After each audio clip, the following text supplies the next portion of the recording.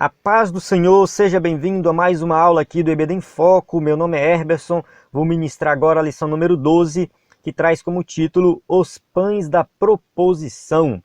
A lição número 12 da revista CPAD do terceiro trimestre do ano 2017.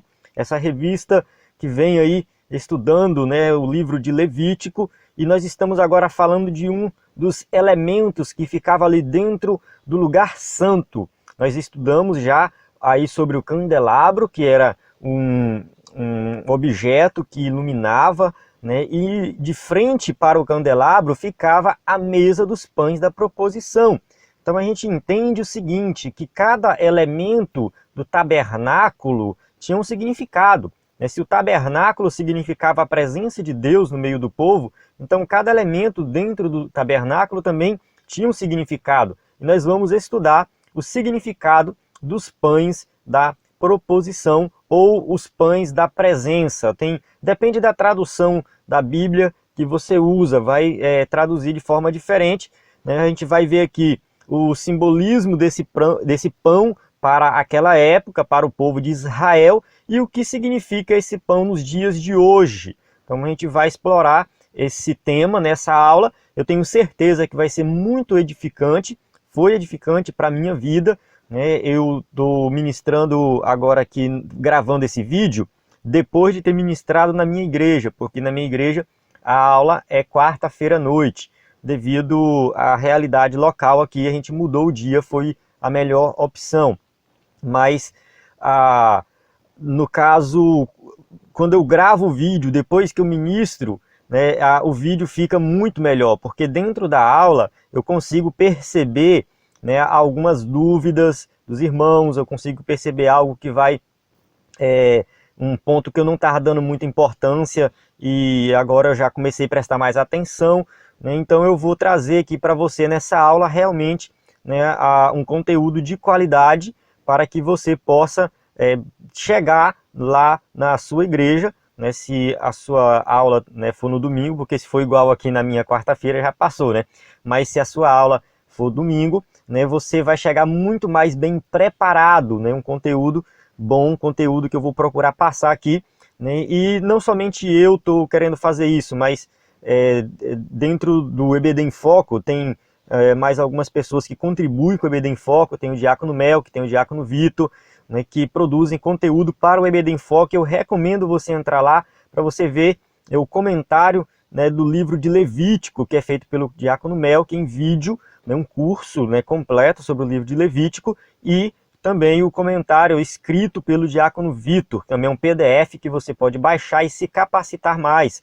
Então assim, a gente está entregando um conteúdo completo para você de qualidade, e além disso você tem recurso didático que é o slide, que você pode usar na sua igreja, e tem uma aula de excelência, onde o seu aluno vai aprender muito mais, a sua classe vai aumentar o número de alunos, eu tenho certeza, porque isso tem acontecido. E também você que já prepara o seu slide, você sabe que demora muito tempo, então se você pegar o slide pronto no EBD em Foco, você ganha tempo para estudar, ou seja, você vai se preparar muito melhor, ou seja, ficar muito mais bem preparado. Então pode deixar que o slide fica comigo, são aqui de 8 a 10 horas de trabalho para fazer um slide desse. Então você que gosta de ministrar uma aula diferenciada, acesse o ebdenfoco.com.br para baixar o slide. E além dos slides, outros conteúdos de excelência que você vai encontrar lá.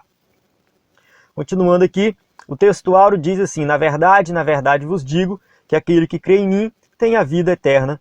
Eu sou o pão da vida. João 6, 47 e 48.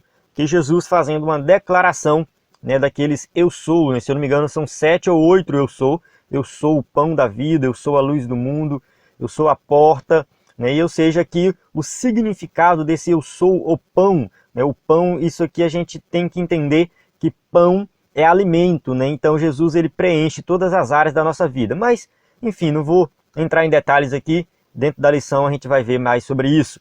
A palavra de Deus, a verdade prática, a palavra de Deus é o alimento que nos sustenta a alma, o coração e o próprio corpo. Sem ela, a vida é impossível. Ou seja, viver sem Deus é impossível. Ah, mas e o ímpio, Ele não serve a Deus, e ele vive sem Deus. Não de totalmente não. Ele pode não adorar a Deus, mas de certa forma Deus está sustentando ele. Né? De certa forma ele só vive porque Deus está ali sustentando ele, mesmo que ele não adora a Deus. Agora é claro, quem tem intimidade com Deus é diferenciado. Né? Então a gente tem a palavra de Deus de forma direta. Né? A gente consegue compreender ela, pegar a palavra, abrir a Bíblia ali e ler e compreender. É algo mais profundo, mas de certa forma todo mundo depende de Deus para sobreviver. Né? Ou seja, a influência, a gente tem que entender o seguinte, que a palavra de Deus, nós entendemos a palavra de Deus, o ímpio não entende. A Bíblia diz que o ímpio ele não vai entender as coisas espirituais, mas de certa forma, esse mundo ele é influenciado pela palavra por causa do povo de Deus que está aqui na Terra. Então as pessoas elas se beneficiam, mesmo que elas não sirvam a Deus, mas elas se beneficiam da palavra de Deus. Elas se beneficiam do próprio Deus. Né? Ou seja, Deus tem abençoado muitos ímpios com a intenção de levá-los ao conhecimento da verdade. Infelizmente eles não querem, mas é a graça, falhou, esqueci o nome aqui, a graça que Deus dá para todos, né? Aquela graça que Deus abençoa toda a humanidade, seja o bom ou o mal, né? O ímpio ou o crente, não importa. Deus está, de certa forma, tem uma graça de Deus aí agindo, né? E a palavra de Deus também abençoa todos de forma geral. A leitura bíblica em classe se encontra em Levítico 24, de 5 a 9. Eu vou pular essa leitura para ganhar tempo no vídeo, mas é a leitura que fala dos pães da presença, os pães da proposição. E tem os objetivos geral e específico também. Eu vou deixar isso aí para você apresentar para os seus alunos. Vamos focar aqui, eu creio que você já entendeu esses objetivos da aula. Vamos focar aqui nessa aula, entrar diretamente na introdução aqui. A introdução, ela vai dizer o seguinte: os pães da proposição ficavam num dos lugares mais nobres e reservados do tabernáculo. Ali em frente ao candelabro de ouro, eram iluminados durante toda a noite. Então, de um lado estava o candelabro, e de frente para o candelabro estava a mesa dos pães da proposição.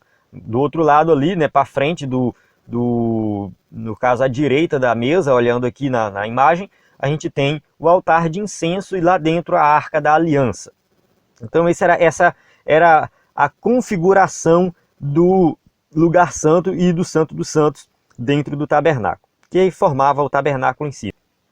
A simbologia é claramente cristológica. Como assim cristológica? A gente tem falado nas aulas aqui, se você tem acompanhado, que tudo que acontece na antiga aliança aponta para Cristo. Então a gente tem que ver que ali, de certa forma, esses pães da proposição, eles também apontam, né, para o pão da vida. Quem é o pão da vida? É Jesus, né? Jesus ele se apresenta como o pão da vida. A luz do Evangelho mostra ao pecador faminto que somente Cristo pode saciar-nos plenamente. Então somente Jesus pode saciar a fome espiritual do ser humano. Né? Somente Jesus preenche o vazio espiritual que todo ser humano sente. Né? Todo ser humano passa e vive nesse vazio espiritual.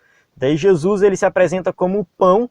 Pão é alimento, né? A gente vai entender aqui que no Antigo Testamento a palavra pão ela não é usada somente com relação ao pão em si. Né? A gente faz muita referência ao pão, né, no sentido do pão de forma literal. No entanto, pão também tem esse significado mais completo de ser qualquer tipo de alimento. Né? Quando Jesus ora e fala o pão nosso de cada dia nos dai hoje, ele está falando de um pão, né, que não é só um pão literal, mas é um pão alimento. E também alguns intérpretes vão entender essa oração de uma forma mais escatológica e vai dizer que o pão aí também é o pão espiritual, né? Ou seja, não é somente o pão físico, lá na oração do Pai Nosso. Então esse pão espiritual, esse pão que preenche, que mata a nossa fome, né, que sacia a nossa fome, e todos nós precisamos desse pão que é Jesus. Então a gente entende também essa simbologia lá dos pães da proposição como apontando para Cristo. Nesta lição, veremos como Deus foi didático a Israel ao mostrar-lhe a suficiência de sua palavra nos pães da proposição. Outra abordagem, outro significado que a gente vai tirar aqui do pão da proposição é o significado da palavra de Deus, dele ser a palavra, simbolizar a palavra de Deus, que é suficiente para nós, ou seja, para também preencher e saciar a nossa fome. Então a gente vai ver esses dois significados aqui dos pães da proposição.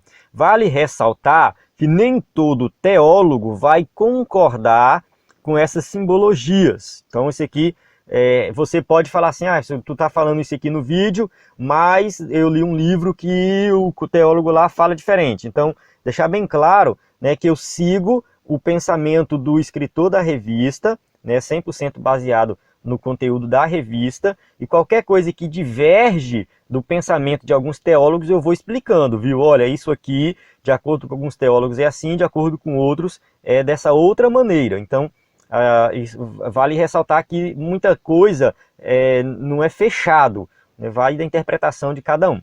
Mas vamos entender que a ideia da aula também é que nós possamos desenvolver um senso crítico com relação a esses temas. O primeiro tópico fala os pães da proposição. A mesa dos pães. Vamos falar um pouco sobre a questão da mesa. A mesa que receberia os pães da proposição era feita de madeira de acácia, uma árvore que tinha retirado a madeira dela, uma madeira nobre, uma madeira de qualidade, uma madeira boa, não era qualquer madeira. Essa mesa ela tinha as seguintes medidas: 90 centímetros de comprimento, 45 centímetros de largura, 70 centímetros de altura. Eu coloquei aqui tudo em centímetros, mas o texto original vai falar côvados. Eu trouxe logo para a nossa linguagem, para que possamos entender e compreender o tamanho real da mesa. Não era uma mesa muito grande, era relativamente pequena. Essa mesa, ela tinha ali adornos na altura de 4 dedos, ou seja, ali era para apoiar os pães, para evitar que caia alguma coisa, enfim, na hora de carregar principalmente a mesa, era fácil de carregar sem derrubar alguma coisa que tivesse em cima dela. Então esses adornos aí, importante também. Era revestida de ouro fino, então, ou seja, a mesa ela era de madeira e revestida de ouro. Alguns teólogos interpretam isso aqui, que essa mesa representa as duas naturezas de Cristo. A madeira representa a natureza humana e o ouro representa a natureza divina. A mesa dos pães, viu? Então isso aqui é interpretado dessa forma. Suas argolas serviam para transportá-la. Então essa mesa ela era transportada porque o tabernáculo ele era móvel, ou seja, o tabernáculo no deserto ele era desmontado e montado novamente. Então a mesa ela precisava ser transportada. Quando foi construído o templo, não teve mais a necessidade de ficar transportando, já foi um outro contexto. Mas caso precisasse, para fazer algum reparo, tinha as argolas para transportar. Ouro é muito pesado, a madeira também é um pouco pesada, então a mesa não era tão leve assim. Essa madeira de acácia evitava fungos e parasitas que poderiam contaminar os pães sagrados. Ou seja, aqui claro que ela era revestida de ouro, mas caso fosse estragar por causa da madeira também, isso não ia acontecer porque essa madeira era de qualidade. O que a gente observa aqui é que essa mesa ela foi idealizada e projetada pelo próprio Deus com esse propósito de colocar ali os pães da proposição, e ela tem realmente um simbolismo que ela aponta para algo maior, que é o próprio Cristo. Então fica aqui que Deus ele cuida de cada detalhe dos elementos que está ali dentro do tabernáculo. Os pães da proposição, vamos falar dos pães agora. Os pães da proposição eram preparados todos os sábados pelos coatitas. Os coatitas, eles eram uma família que também eram levitas, ou seja, eles faziam parte da tribo de Levi, e todos eles ali, quando completavam 30 anos de idade, eram separados para o ministério, e eles tinham várias funções. Entre as funções deles eram carregar a arca da aliança, Eles faziam meio que um trabalho braçal e pesado, né? Carregar a mesa dos pães da proposição. E eles também tinham a responsabilidade de fabricar esses pães, né? Eles faziam os pães. A gente sempre observa nas imagens os pães de uma forma diferente, né? Tipo, né, uma panqueca, né? Parece mais uma panqueca assim meio dura. Enfim, era o formato do pão da época. Então tinha, na verdade, pão, né, é algo muito antigo, né? A arte de fazer pão é muito antigo. Os egípcios faziam pães, os gregos faziam pães. É você pegar trigo, misturar com fermento, mais um líquido ali, água, leite, coloca, sei lá, depende da receita, né? Vai ovos, outro não vai ovos, ou vai no caso, hoje a gente coloca óleo, naquela época eles colocavam azeite, né? Pode colocar manteiga, enfim, no final quando você mistura isso aí sai pão, né? Sai um pão, de certa forma pode não ser gostoso, mas sai um pão. Então o pão era algo realmente, a receita do pão era algo dominado no mundo antigo, não é algo da modernidade, e os coatitas, eles tinham esse conhecimento de fazer um pão. Só que o pão que ele fazia era um pão bom, era um pão de qualidade. Ele usava a melhor farinha possível, né? Usava a flor da farinha de trigo. Algumas bíblias traduzem como a melhor farinha, né? Ou seja, de certa forma, era a farinha mais nobre, a parte mais nobre, né? Onde tirava realmente os melhores grãos e fazia uma farinha de qualidade, uma farinha de trigo de qualidade. A gente pode até dizer que a qualidade dessa farinha é superior, talvez até a qualidade das farinhas que a gente usa nos dias de hoje. Nos dias de hoje a indústria mistura meio mundo de coisa aí e tal, enfim. Mas naquela época realmente eles tinham uma farinha boa, de qualidade, saudável. Depois de assados, eram postos em 2 fileiras sobre a mesa. Então entende que esses pães eles eram colocados empilhados, né? Porque a mesa era pequena, então eles eram empilhados uns sobre os outros. Há quem diga, né, que fala sobre o tamanho do pão, né? Até no PDF que está disponibilizado pelo EBD em Foco, né, fala lá que era usado 4 litros de farinha para cada pão. Só que o texto bíblico não fala a quantidade de farinha. O texto bíblico original, algumas bíblias colocam lá 2 dízimas de um efa de farinha, né? Que um efa de farinha correspondia a 20 a 22 litros ou quilos, enfim. Mas no caso era litros, né, o efa.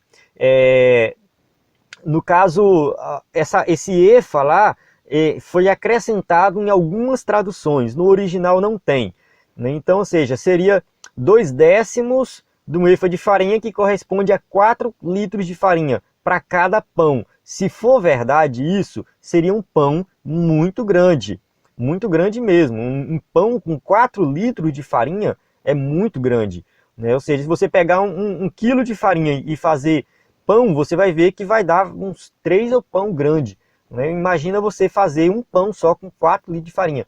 Então, vale ressaltar que a maioria das traduções não tem, é bom conferir, né? Não tem, foi fiel ao texto. Algumas traduções que são fiéis ao texto, não vou colocar a maioria, né? Aquelas que foram fiéis ao texto original, não diz a quantidade, né? Só fala 2 dízimas ou 2/10, só isso, mas não fala de quê.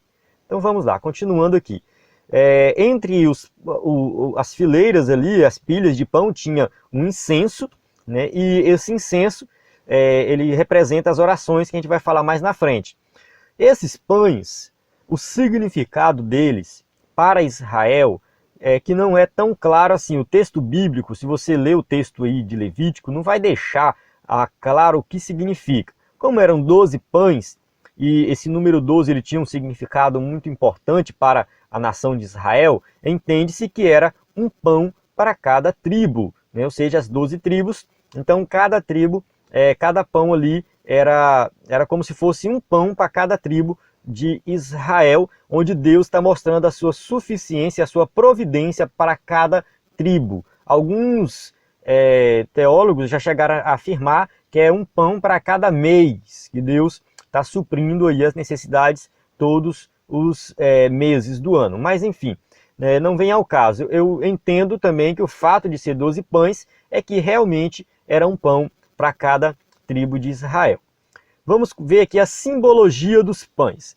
Os pães da proposição simbolizavam a presença sempre providencial de Deus no meio do seu povo. Então, ou seja, um pão para cada tribo seria a presença de Deus providencial para cada tribo de Israel o tempo todo. Ou seja, esses pães sempre estavam lá, sempre, nunca deixava de estar. Eles eram trocados todo sábado. Mais na frente também vai falar disso, mas eu já adianto logo. Ou seja, todo sábado esses pães eram comidos e faziam novos pães e colocavam lá. Então, ou seja, mostra que Deus está sempre presente e a providência de Deus também está sempre ali suprindo todas as necessidades do povo. Quanto ao estar acompanhado de incenso, significa que a presença do Senhor sempre vem acompanhada pelas orações dos santos. Então, as nossas orações, ou seja, nós temos que se nós estamos na presença de Deus, nós temos que estar em oração, ou pelo menos em espírito de oração, consciente disso.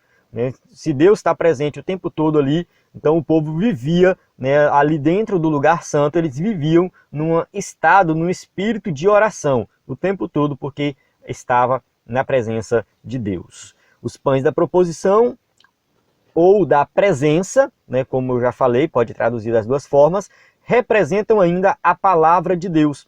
Então, quando a gente traduz como os pães da presença, eu acho que fica até um pouco melhor para entender o seu significado. Significa que a palavra de Deus está presente, a palavra de Deus está suprindo as necessidades, que através do Evangelho alimenta o mundo faminto. Ou seja, a palavra de Deus alimenta esse mundo que está faminto pela palavra, ou seja, as pessoas estão com fome da palavra e nós temos que pregar o Evangelho porque elas querem ouvir, querem mudar de vida. Segundo tópico, nós vamos falar agora a palavra de Deus, o pão da vida, ou seja, esse simbolismo do pão, que ele representa a palavra de Deus. A palavra de Deus é vida.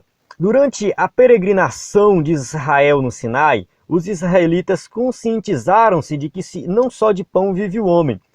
E realmente, isso foi muito claro porque eles recebiam ali o maná, que caía do céu, e eles viviam, se alimentavam do maná, mas teve um momento que Deus teve que falar para eles, para te dar a entender que o homem não viverá só de pão, mas de tudo que sai da boca do Senhor viverá o homem, Deuteronômio 8:3.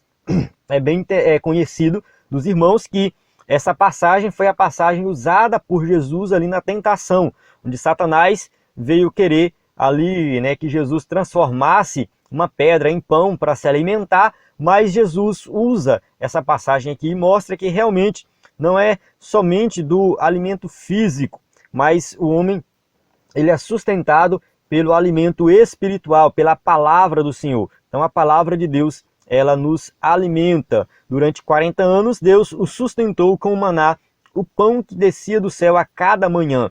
Então ali Deus está sustentando o povo com o maná, com pão. Mas dentro do lugar santo tinha os pães da proposição. Então a gente percebe o seguinte, que a presença divina era perceptível tanto no lugar santo, no tabernáculo, como quanto no arraial.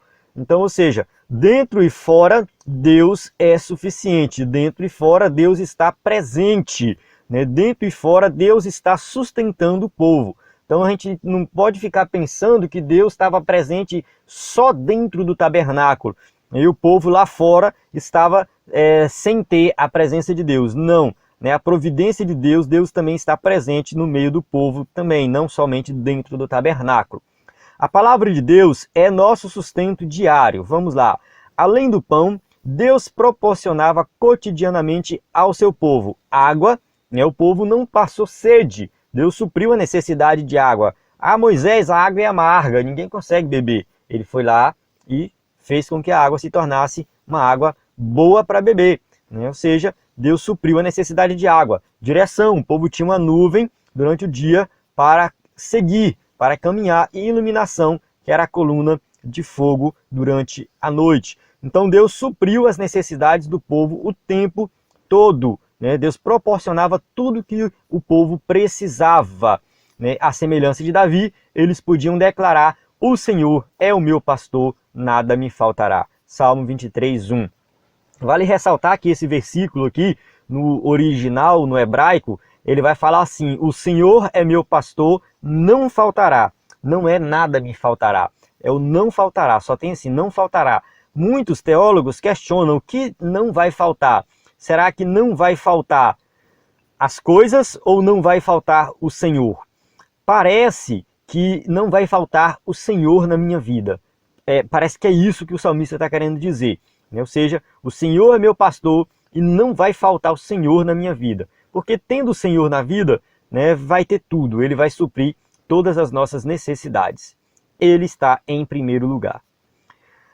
2.3, a palavra de Deus é o nosso sustento específico. Nós, como já vimos aí, né, a mesa tinha aí os pães distribuídos em 2 fileiras, né, e entre as fileiras tinha ali o incenso. O que tudo isso significa, né? Qual é o significado disso? O escritor da revista vai deixar bem claro que, antes de tudo, né, Deus alimenta o seu povo, tanto coletiva quanto individualmente. Então, ou seja, né, o alimento de Deus é individual, mas também é para um todo, né? Ou seja, é para a igreja, é para o corpo de Cristo. Ele conhece perfeitamente as nossas necessidades. Não vos assemelheis, pois, a eles, porque o vosso Pai sabe o que vos é necessário antes de vós lhe pedirdes. Mateus 6, 8. Né, Deus tem uma comida personalizada para cada servo seu em particular.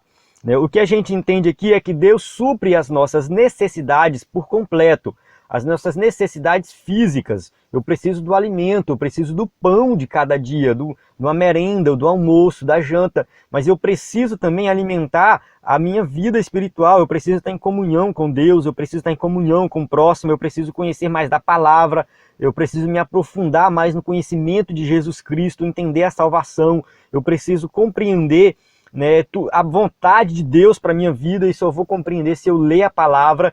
Então Deus está suprindo todas as nossas necessidades, né? A gente não precisa ficar procurando invenção, coisa fora parte aí, profeta. Não, está tudo na palavra. Ele supre todas as nossas necessidades e a gente só precisa confiar nele. Terceiro tópico, Jesus Cristo, o pão que desceu do céu. Jesus, o pão da vida, né? Vamos explorar esse tema aqui agora. Como eu falei no começo da aula, né, os pães da proposição, eles vão apontar para a palavra de Deus, que é suficiente, que a gente já tratou no tópico 2, e também vão apontar para o próprio Cristo, que é, né, o pão da vida.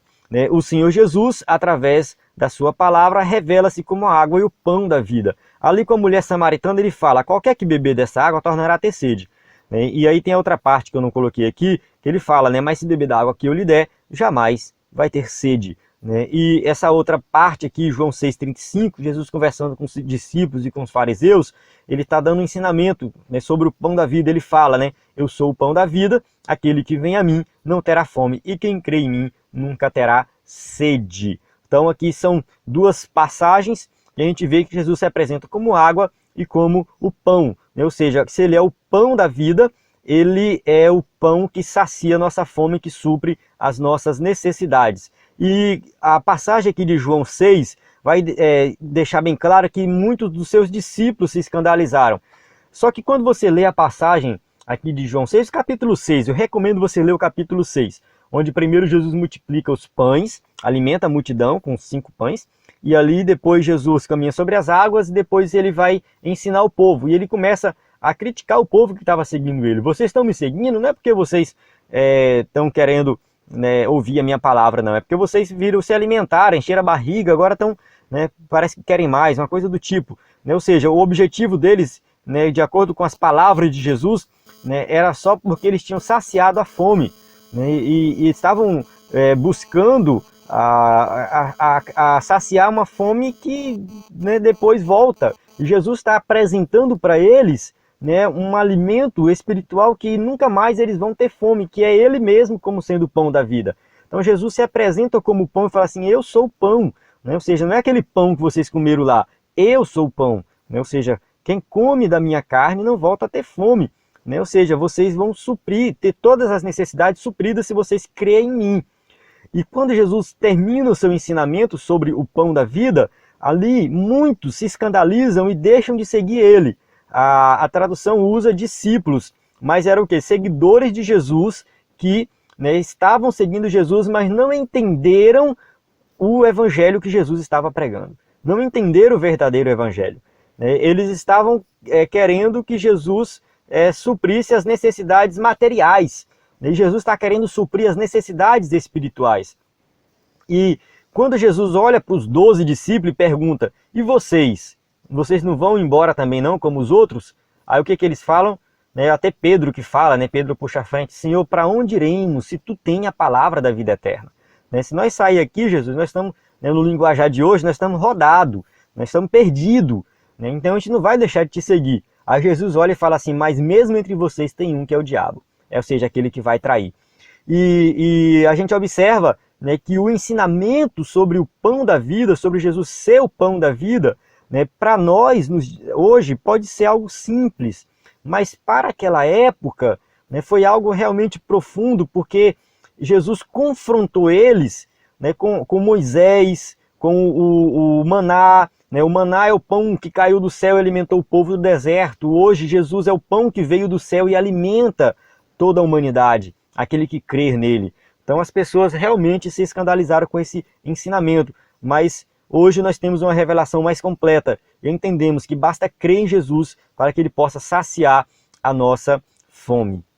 O Senhor Jesus, como pão vivo, não se limitou a ficar no santuário, ou seja, ele não ficou lá no céu, mas encarnando-se trouxe a presença do Pai Celeste a toda a humanidade. Ou seja, Jesus ele trouxe a presença de Deus para a humanidade. Uma coisa interessante é que quando Jesus estava aqui na Terra, era o próprio Deus andando entre os homens. Deus estava entre os homens e os homens não perceberam isso.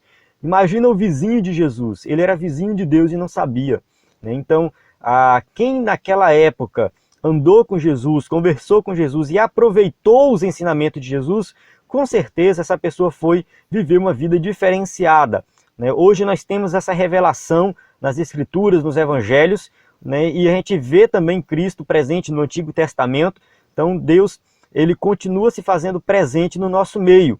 O ato de Jesus encarnar-se fez com que Deus estivesse no meio, entre os seres humanos e suprindo as necessidades de cada um, necessidades físicas e espirituais. Então ele supriu todas as nossas necessidades, esteve no nosso meio, e como eu falei lá no começo, a mesa dos pães, o fato dela ser de madeira e ouro representa a natureza humana e divina de Cristo. Foi isso que aconteceu. Quando Jesus encarnou, ele era humano e ao mesmo tempo divino. Tópico 3.2, Jesus, o pão de nossa comunhão com o Pai.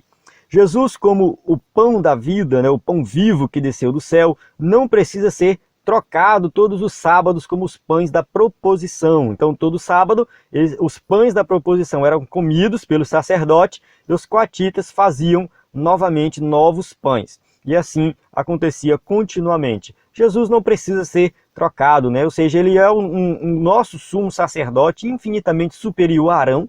Isso já foi estudado em lições anteriores, em trimestres anteriores. Jesus é superior a Arão. Por quê? Porque ele é sumo sacerdote, ao mesmo tempo ele é a oferta, o sacrifício. Ele é o pão divino e ele é o Senhor do sábado. Ou seja, ele é superior a tudo aquilo que acontecia na antiga aliança. O fato de ter o pão, de trocar o pão. Não, Jesus não precisa ser trocado. Ele é o pão divino e ponto final. Ele é o Senhor do sábado, porque o Filho do Homem até do sábado é Senhor. Jesus Cristo é o próprio tabernáculo de Deus. O que isso significa aqui? Eu falei no começo, o tabernáculo simbolizava ali a presença de Deus no meio do povo. Jesus encarnado é o quê? É Deus, no formato de homem, no meio do povo. É o tabernáculo de Deus, ele está presente no nosso meio. O texto de João vai dizer ali, o verbo se fez carne e habitou entre nós. Ou seja, o verbo se fez carne e habitou entre nós e vimos a sua glória como a glória do unigênito do Pai, cheio de graça e de verdade. Então Jesus, ele se encarnou, ele viveu como ser humano, ele humilhou-se, ou seja, ele mostrou exemplos de humildade, ele mostrou como nós devemos nos comportar.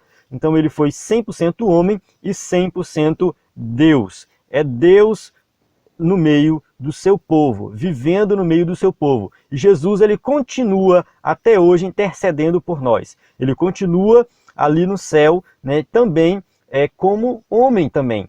Jesus, ele ressuscitou em um corpo glorioso, mas também um corpo humano glorioso. Vale ressaltar que o apóstolo Paulo, quando ensina sobre a ressurreição, ele diz que nós também iremos ressuscitar como um corpo glorioso. Então Jesus, ele continua ainda como ser humano e também como Deus. Ele é Deus homem, né? Até hoje ele continua intercedendo por nós e se identificando com nós, né? Ou seja, o ser humano, ele precisa chegar até Deus e ele só chega até Deus por meio de Cristo, porque ele é o nosso intercessor, né? E com sua morte e ressurreição, fez-nos acessível ao trono da graça, na qual hoje entramos ousadamente. Cheguemos, pois, com confiança ao trono da graça, para que possamos alcançar misericórdia e achar graça, a fim de sermos ajudados em tempo oportuno. Hebreus 4:16. Então o que a gente entende é que por meio de Cristo nós temos acesso a Deus, nós temos acesso a esse trono da graça,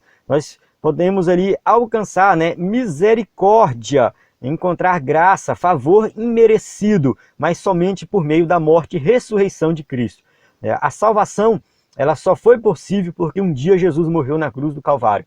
Se ele não tivesse morrido, nós estávamos todos condenados. Mas com a sua morte e ressurreição, nós somos salvos por meio da fé. Nós temos que crer, né? E quando nós cremos, nós temos acesso ao trono da graça, ao Santo dos Santos, né? Ou seja, nós podemos acessar Deus por meio de Cristo, né? Essa palavra acessar pode parecer estranha para alguns, mas é justamente isso que na antiga aliança o povo não tinha acesso ao Santo dos Santos, somente o sumo sacerdote, né? Então nós hoje temos acesso ao Santo dos Santos, que é a presença de Deus, e podemos servir a Deus, né, de forma completa, plena, né? E nós temos que aproveitar essa oportunidade que temos, né? Sempre que precisarmos entrar na presença de Deus por meio da fé em Cristo Jesus. Dai-lhe-vos de comer.